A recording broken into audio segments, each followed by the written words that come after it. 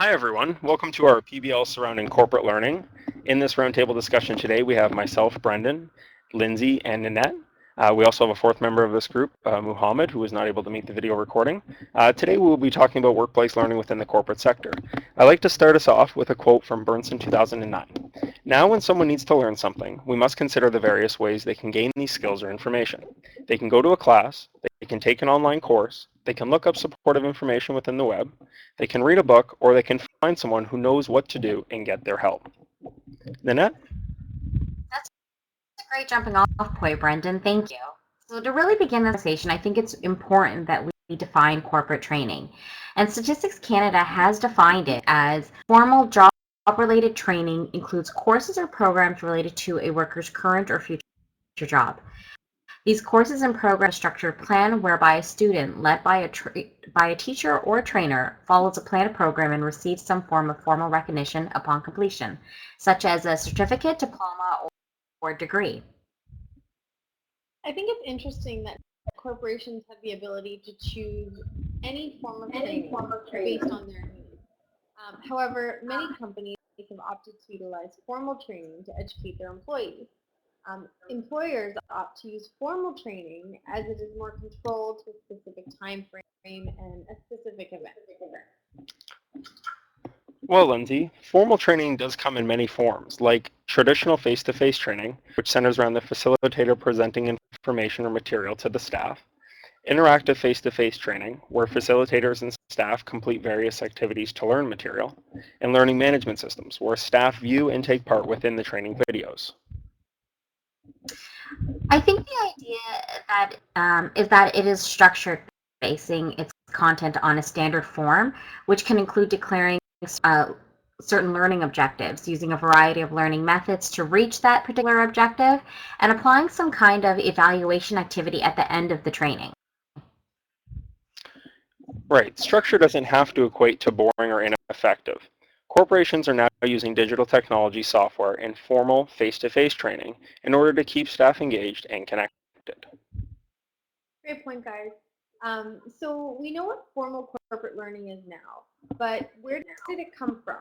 What are the roles workplace learning, training, and professional development have played in our economic development?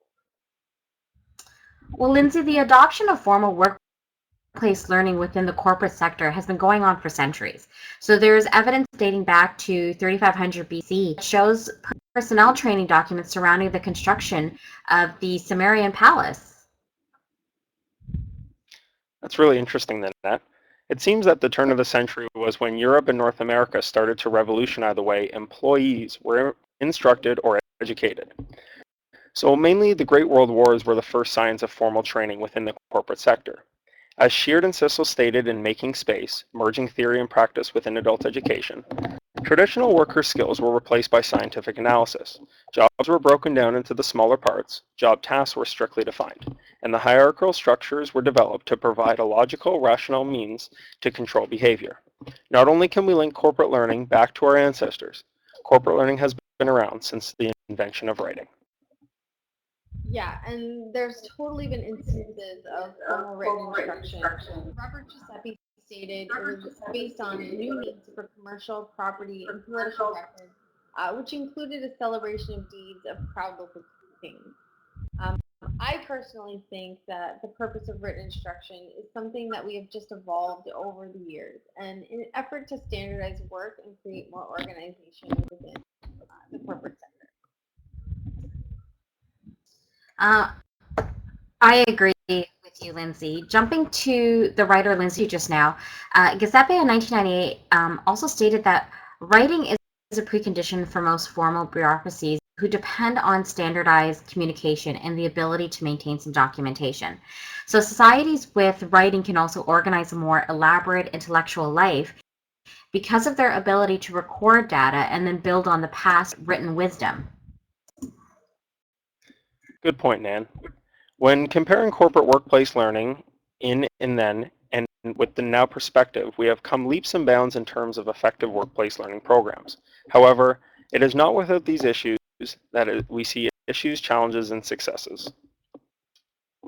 Well, Brendan, in 2012, Richard Silverman discussed that a huge issue is that corporations face in workplace learning today is that their perception of their programs. It is believed that an unskilled employee that is sent for training will return a changed, improved, and skilled worker.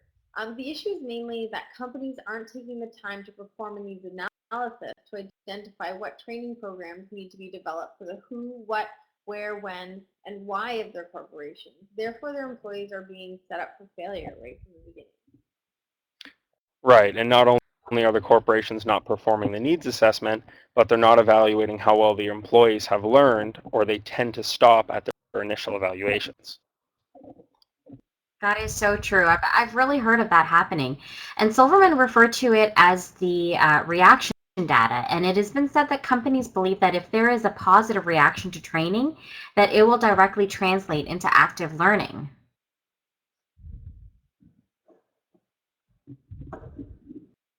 Well, we can all agree with her findings that the correlation is actually quite weak between reaction to training and actual learning.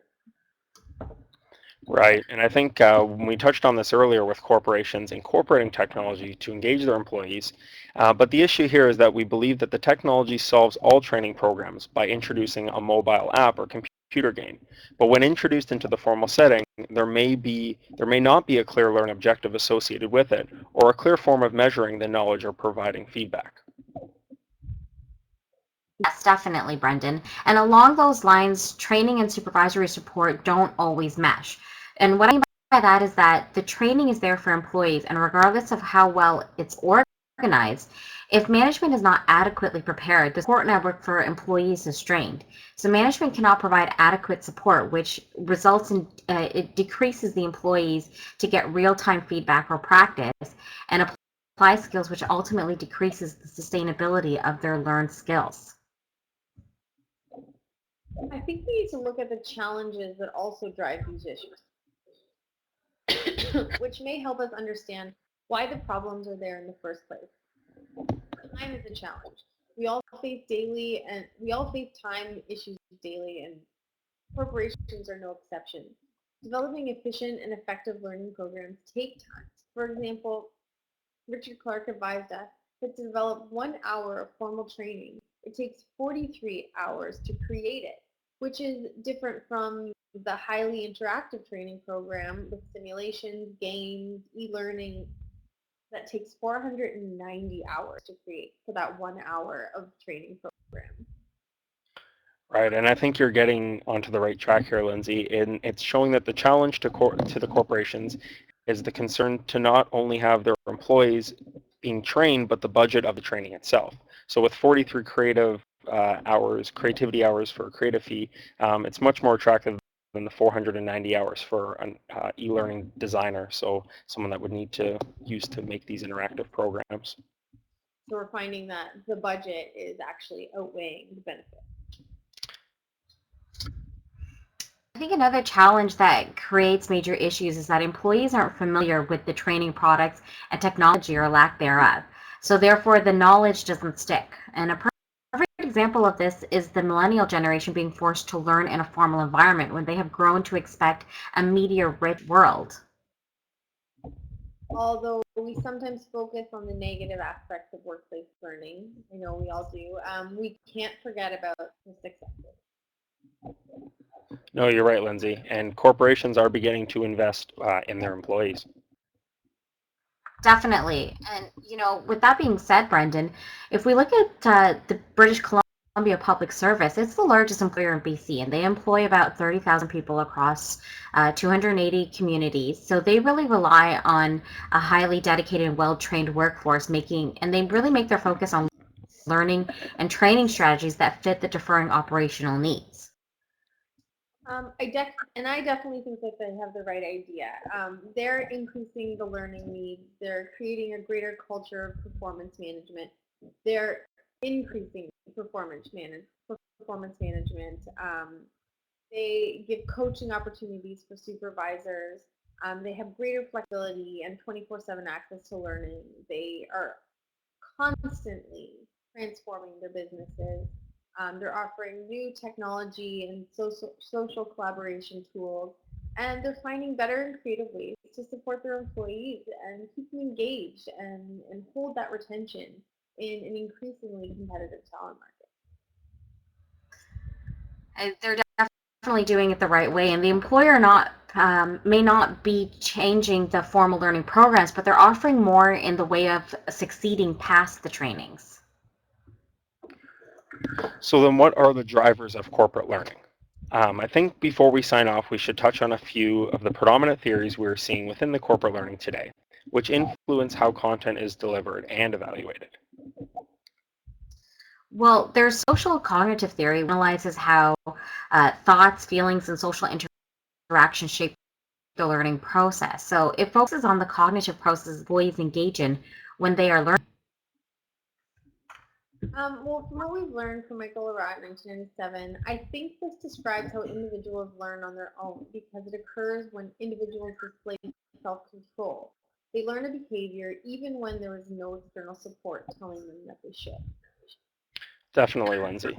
And the important takeaway here is that, that Arrett also taught us that self-efficacy programs encourage employees who believe that they will be able to do something successful, that they will be successful at the activity within question. Kind of like Kevin Costner in Field of Dreams. If you build it, they will come. You guys are so funny. But if we can take a look at another theory really quickly here and look at indirect learning. It is commonly used, however, it's not normally associated with certification. So I think the problem with this theory is that you are acquiring behavior skills that from someone else by watching their actions closely, ultimately imitating their behavior. And this can be successful in some cases, but if there's no consistency, then companies deliver inconsistent messages across the board. And Dixon did touch on this back in 1999 in the organizational learning cycle, how we can learn collectively. So this is probably why most corporate sector workplace learnings are more formal in their training. So I'm going to jump back to another quote from Burnson here. Corporate training professionals must grapple with a whole new set of issues.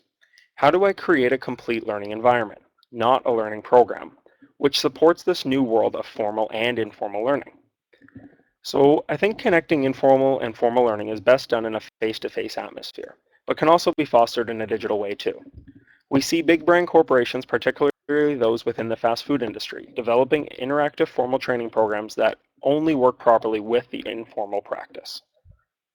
So basically what we're saying as a group is we recognize that corporate learning is today, what we recognize in corporate learning today is that we recognize the issues, we recognize the challenges and the successes, but feel that what Burson said is correct. And what we really needed to do was create a new learning experience on the web, one which included both formal, structured programs as well as a wide variety of informal, unstructured forms of content. That's great. Guys, this has been a really great discussion, and I look forward to us discussing it more in class and workplace learning. Great roundtable. Thanks for taking the time to listen to us, and definitely take a look at our WordPress. The website is listed on the screen right now, and we'll post it in the discussion forum. Thanks, guys, and have a great night.